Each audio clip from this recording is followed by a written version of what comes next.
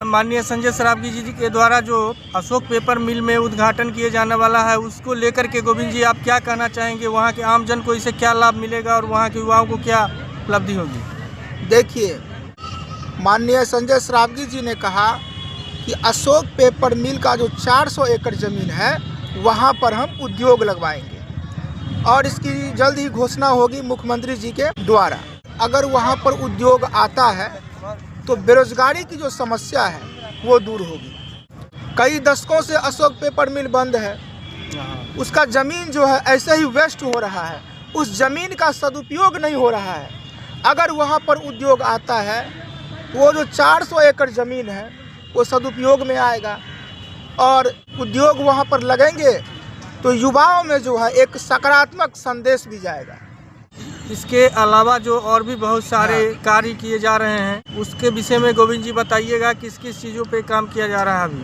फिलहाल दरभंगा में चौतरफा काम हो रहा है।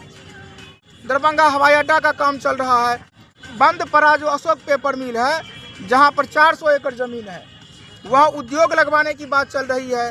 दरभंगा एम्स का निर्माण चल रहा है। साथ ही साथ दरभंगा जंक्शन जो है, इसको विश्व स्तरीय रेलवे स्टेशन बनाने के लिए यहाँ के जो सांसद हैं गोपाल जी ठाकुर, वो भी काफ़ी एक्टिव रहते हैं और कुछ ही दिन पहले उन्होंने जो है एक मीटिंग किया था, उसमें बताया था कि यदि 15 दिनों के अंदर दरभंगा रेलवे स्टेशन को जो विश्व स्तरीय बनाने में जो काम चल रहा है, उसमें अगर इंजीनियर और निर्माण एजेंसी लापरवाही बरतते हैं तो उस पर हम कंप्लेन करेंगे। ये माननीय सांसद गोपाल जी ठाकुर ने कहा था। तो फिलहाल दरभंगा में चौतरफा काम हो रहा है। यहाँ के युवाओं के लिए आप क्या कहना चाहेंगे कि इस क्षेत्र में युवा का जो प्लान कर रहे थे उन लोगों के विषय में कुछ कहना चाहेंगे? अभी ये देखिए, दरभंगा में अशोक पेपर मिल है, वहाँ उद्योग लगाया जाएगा। तो पहला काम तो शुरू हो गया नया साल में, धीरे धीरे न होगा। अब आप चाहेंगे कि तुरंत सारा काम हो जाए, वो संभव नहीं है। अभी देखिए, नया साल आया है और शुरुआत हो चुकी है। उस क्षेत्र में पहल हो रहा है। जगह जगह पर आप देख रहे हैं कि जहाँ पर लोग अतिक्रमण किए हुआ है वहाँ पर बुलडोजर चल रहा है। तो काम तो हर जगह हो रहा है। अभी हाल जिसको नहीं दिखाई पड़ता है वही कहता है कि भाई काम नहीं हो रहा है। आपका जिधर भी नजर जाएगा, आप यहाँ जो बैठे हुए हैं, पहले यहाँ बैठ पाते थे? कितना कचरा भरा रहता था।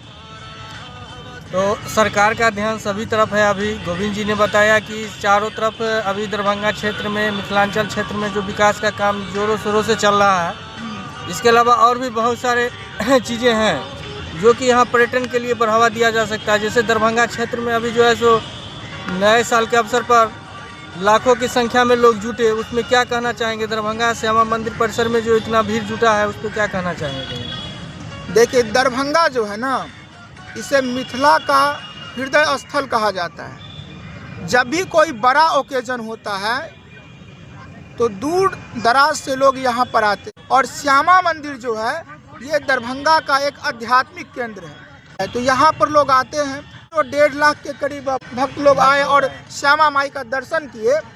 ये तो खुशी की बात है। हमने देखा कि हर एक गली गली में, हर एक चौराहे पर प्रशासन चारों तरफ मुस्तैद थी। किसी तरह का किसी भक्तों को कोई दिक्कत नहीं हुआ। चारों तरफ प्रशासन मुस्तैद थे। कल रिपोर्टिंग के दौरान वहाँ पर आप गए भी थे, तो वहाँ का जो स्थिति थे उससे क्या संतुष्ट थे आप?